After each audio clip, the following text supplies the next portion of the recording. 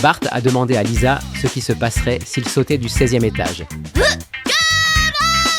Lisa s'est précipitée vers la fenêtre, a regardé la scène et a vu l'état tragique de Bart.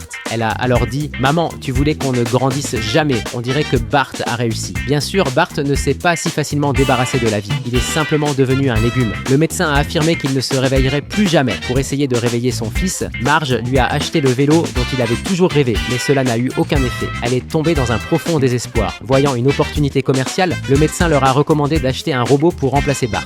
Homer a immédiatement accepté la suggestion, mais il s'est retrouvé tiraillé. Ce robot serait-il vraiment Bart? Qui est réel? Qui est faux? Ce n'est clairement pas une question que son intelligence pouvait résoudre. Le robot a été livré par la foudre et le livreur, très expérimenté, l'a activé d'un simple coup de pied. Dès que le robot a crié « Maman, j'ai mal », cela a réveillé l'instinct maternel de Marge. Homer est alors allé poser quelques conditions. Il voulait vivre des moments père-fils avec le robot. Le livreur l'a rassuré. Qu'il n'hésite pas, ce modèle est bon marché et résistant. Dans les jours qui ont suivi, le robot ressemblait moins à un fils qu'à une nounou multifonction. Il s'occupait de toutes les tâches ménagères. En quelques jours seulement, David avait complètement pris la place de Bart. Mais c'est à ce moment-là que Bart, encore dans le coma, s'est finalement réveillé.